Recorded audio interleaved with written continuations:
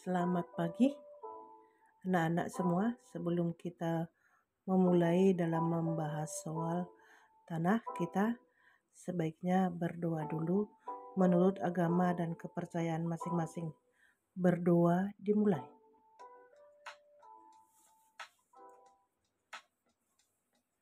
Berdoa selesai. Selamat pagi anak-anak. Apa kabar hari ini? Mudah-mudahan kabar baik. Tetap semangat.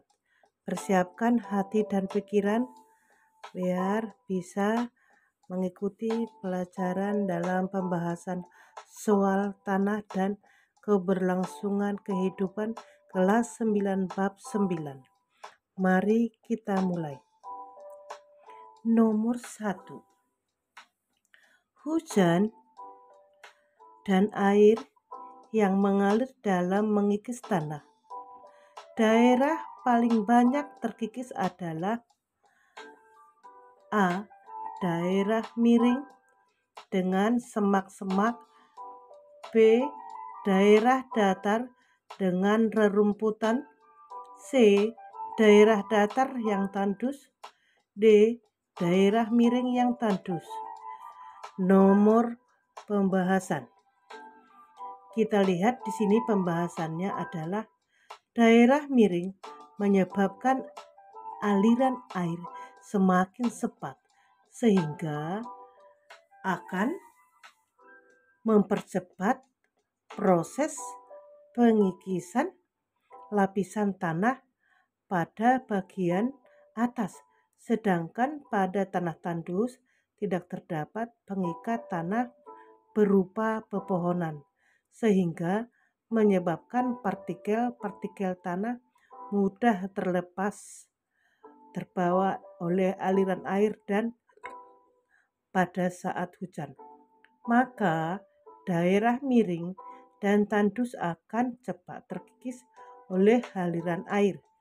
Dampak terburuknya adalah longsor. Ya. Kita masuk ke soal nomor 2. Mikroorganisme tanah yang mampu mengurai pestisida dan herbisida adalah A. Fungi. B. Bakteri. C. Virus. D. Actinomycetes. Jawabannya adalah A. Nah, karena alasannya adalah Trichoderma viride adalah fungi yang berperan sebagai pengurai. Sudah jelas ya anak-anak? Itu tadi nomor 2. Kita ke nomor 3. Perhatikan gambar berikut. Nah, dilihat itu adalah gambar lapisan pada tanah. Lapisan yang mengandung paling banyak materi organik adalah A. Lapisan A. B.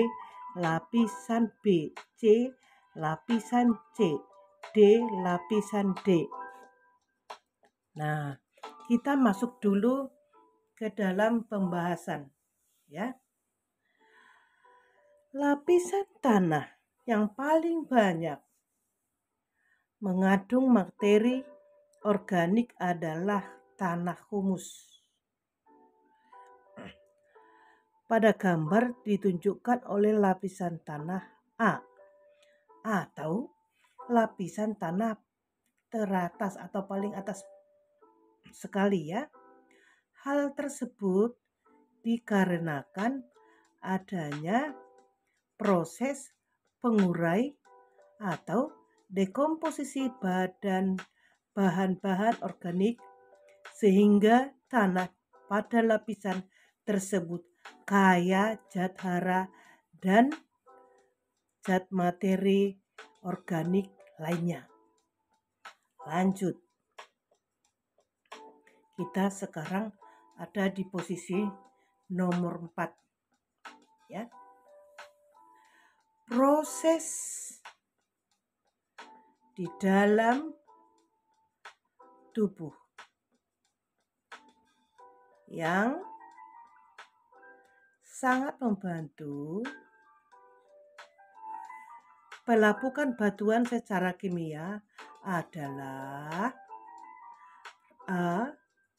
Respirasi, B. Fotosintesis, C. Reproduksi, D. adalah ekspirasi. Selanjutnya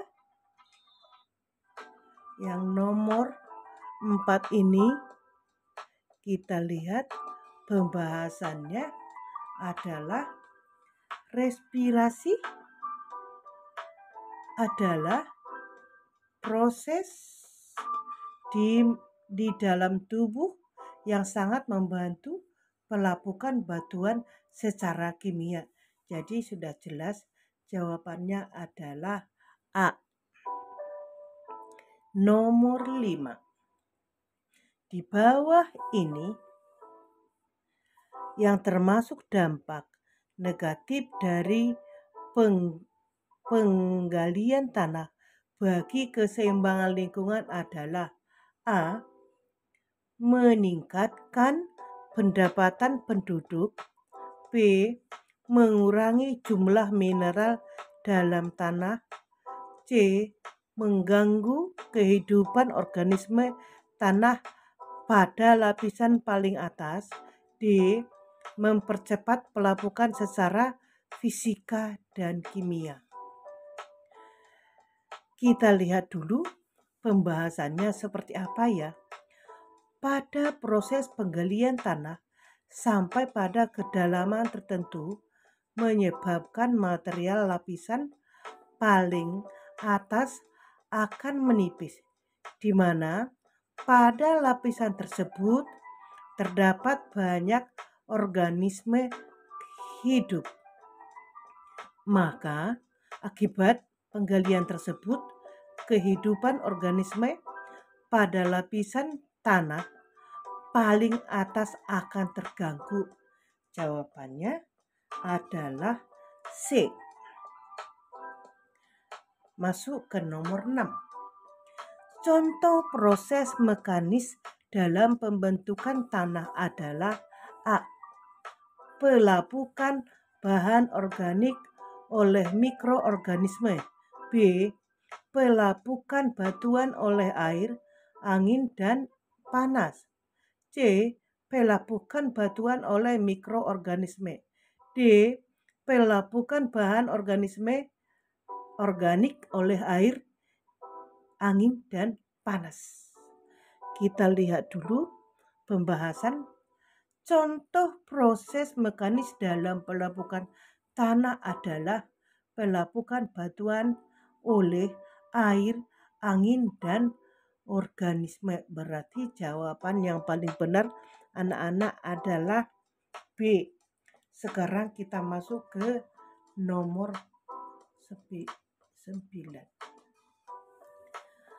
Pelapukan tanah terjadi secara biologi, kimiawi, dan fisika.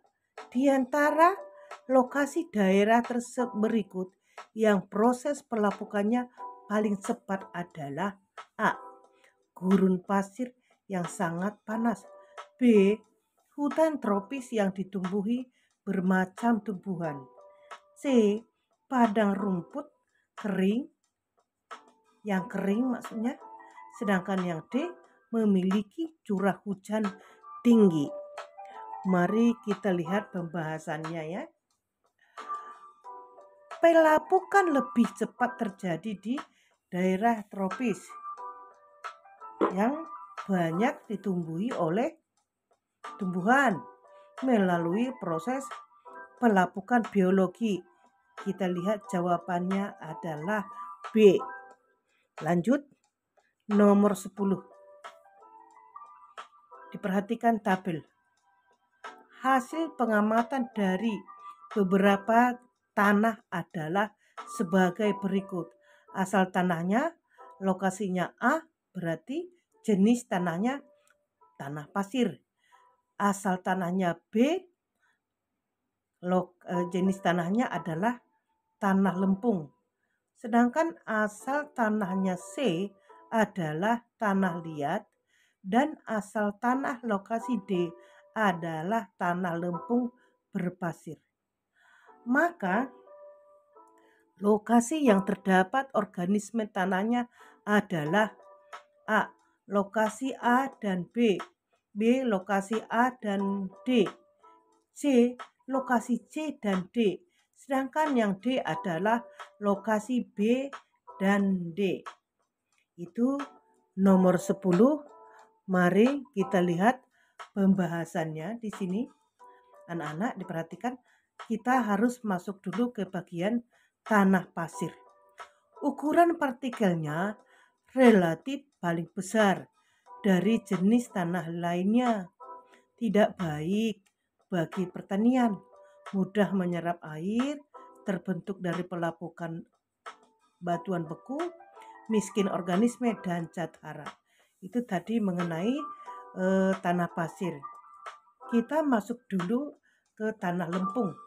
Ukuran partikel tanahnya antara tanah pasir dan tanah liat relatif agak mudah menyerap air, terdapat zat organisme. Itu pembahasannya anak-anak. Jadi kita lihat dulu lanjutan pembahasannya. Kita masuk dulu ke tanah liat. Nah, ukuran partikel relatif kecil dibanding jenis tanah lainnya. Terbentuk dari pelapukan batuan silika oleh asam karbonat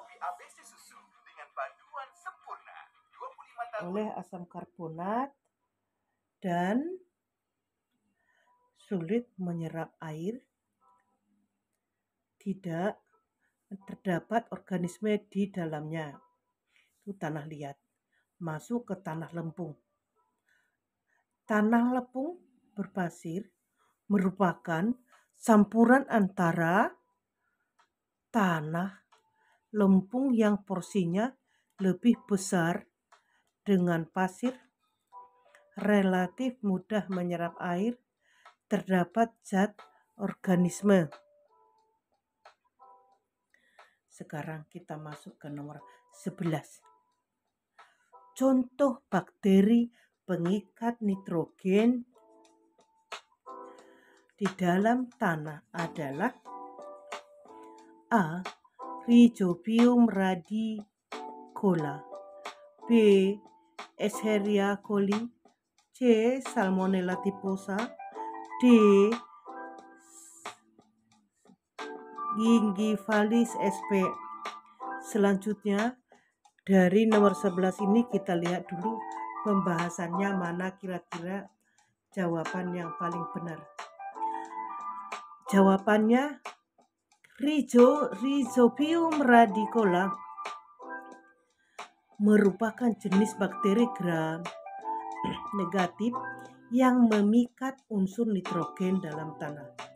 Bakteri ini berperan untuk menyuburkan tanah, terutama dalam bidang pertanian yang sifatnya dapat menguntungkan tersebut. Jadi jawaban yang benar itu adalah A. Ya, kita lanjutkan ke nomor 12. Unsur dalam tanah diuraikan oleh fungi menjadi amonium adalah A. Nitrogen kompleks, B. Natrium kompleks, C. Kalium kompleks, dan D adalah sulfur kompleks. Itu nomor 12. Boleh kita lihat pembahasannya. Nitrogen kompleks adalah unsur dalam tanah yang diuraikan oleh fungi menjadi amonium. Jadi anak-anak, jawaban yang paling benar itu adalah A. Kita lanjutkan ke nomor selanjutnya. Ya. Anak-anak, kita lihat dulu pada nomor 13. Nah, di dalam mempertahankan kesuburan tanah perlu dilakukan A. Mempertahankan satu jenis tanaman yang di dalam yang ditanam terus-menerus. B. Penanaman tanaman yang berbeda jenisnya secara rotasi. C. Membuang lapisan tanah bagian atas yang kaya senyawa organik. D. Menghindari pemupukan senyawa organik. Itu tadi anak-anak nomor 13. Di sini ada pembahasannya ya. Coba beberapa cara untuk dapat menjaga kesuburan tanah. Yang satu, pemupukan. 2, penghijauan. 3, pengolahan tanah. 4, pengairan. Dan 5, mengurangi pencemaran tanah. Dan yang keenam adalah rotasi tanaman dan tumpang sari. Nah, itu tadi anak-anak untuk nomor pembahasannya di sini ya. Cara untuk menjaga kesuburan tanah tadi ada 6. Kita masuk ke nomor 14. Masih semangat anak-anak? Akibat utama erosi tanah yang tepat adalah A. Meningkatnya laju perpindahan mineral dari satu tempat. B. Semakin banyaknya tumbuhan pada lapisan atas yang mati. C. Hilangnya lapisan tanah teratas sehingga mengganggu kehidupan organisme tanah. D. Berkurangnya kemampuan tanah menyerap air. Itu nomor 14. Coba kita lihat kira-kira pembahasannya. Erosi adalah peristiwa pengikisan batuan tanah ataupun endapan karena pergerakan angin, air, atau es. Nah, efek buruk dari erosi diantaranya pertama adalah menipisnya tanah lapisan atas yang kaya akan zat hara.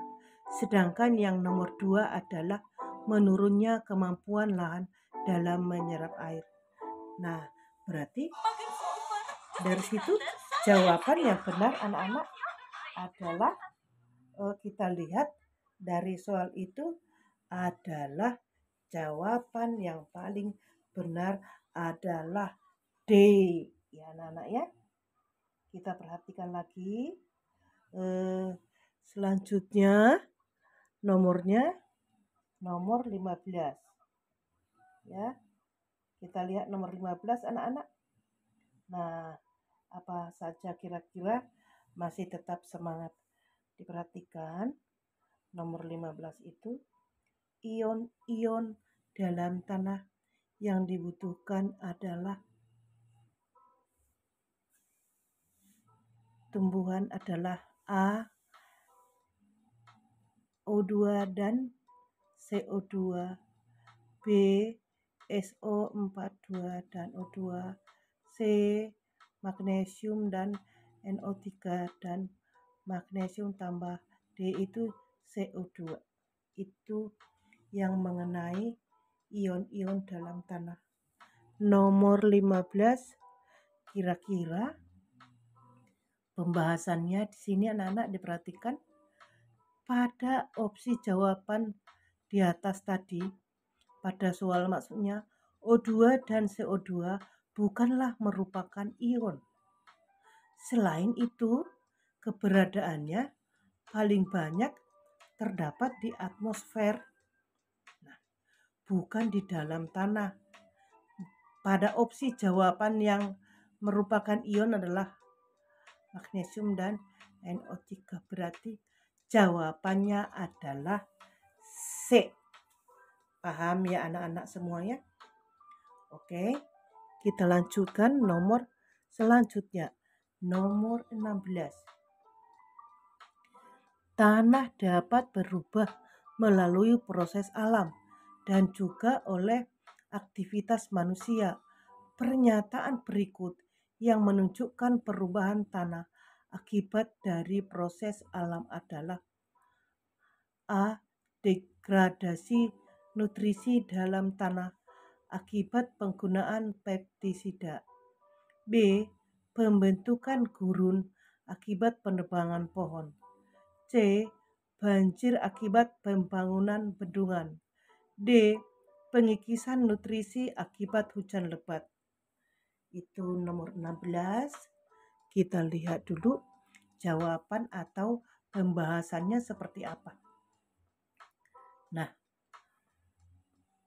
proses perubahan tanah salah satunya pengikisan secara alamiah, yaitu karena hujan lebat akan memecah lapisan tanah bagian atau tanah humus yang mana kaya materi organis atau nutrisi.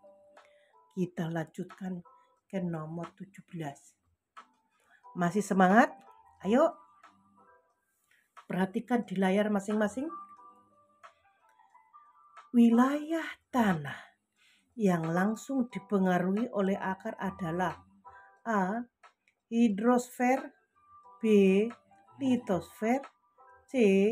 rizosfer, dan D adalah atmosfer. Kita lihat pembahasannya. Rizosfer adalah wilayah sempit dari tanah yang secara langsung dipengaruhi oleh sekresi akar dan mikroorganisme tanah terkait yang dikenal sebagai mikrobiome akar. Jadi jawabannya yang paling benar anak-anak adalah D. C. Paham anak-anak? Jawaban yang benar adalah C. Masuk ke nomor 18. Syarat tanah yang baik untuk tempat hidup tumbuhan adalah A. Banyak mengandung zat kapur. B. Tidak terlalu gembur. C. Tidak banyak mineral. D. Mampu menahan air. Itu soal nomor 18. Kita lihat dulu pembahasannya seperti apa. Syarat tanah yang baik untuk tempat hidup tumbuhan adalah mampu menahan air. Jadi anak-anak, jawaban yang benar itu adalah D. Lanjut nomor 19. Tanah dengan ciri-ciri memiliki ukuran partikel sangat kecil, sulit ditembus air, dan tidak mendapat campuran pasir serta batuan disebut tanah A. Tanah liat. B. Tanah liat berpasir. C. Tanah lempung. Dan D adalah tanah lempung berpasir. Itu soal nomor 19 dan kita lihat dulu pembahasannya di sini. Ciri-ciri pada soal menunjukkan ciri-ciri tanah liat. Ciri selengkapnya adalah ukuran partikelnya relatif lebih kecil dibandingkan jenis tanah lainnya, terbentuk dari pelapukan batuan silika oleh asam karbonat, sulit menyerap air, tidak terdapat organisme di dalamnya. Itu berarti anak-anak jawaban yang paling benar adalah A. Ayo, tinggal sedikit lagi. Nomor 20. Sistem penanaman tanaman secara bergiliran bertujuan untuk mencegah terjadinya banjir, mempertahankan kesuburan tanah. C.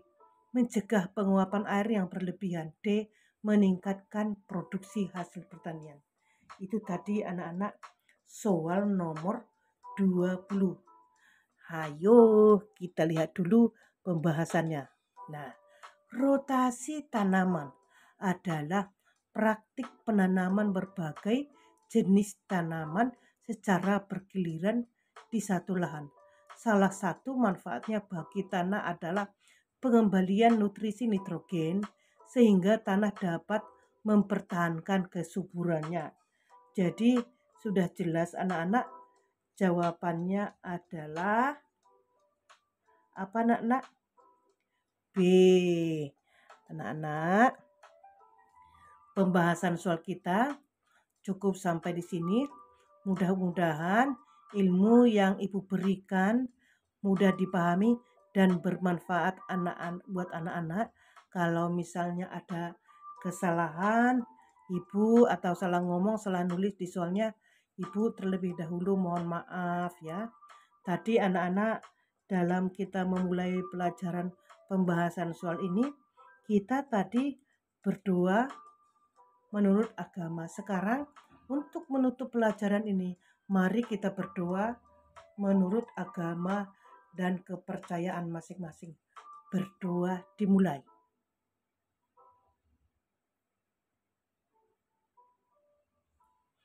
Berdoa selesai. Selamat pagi anak-anak semua. Sampai jumpa pertemuan berikutnya. Tetap semangat. Terima kasih.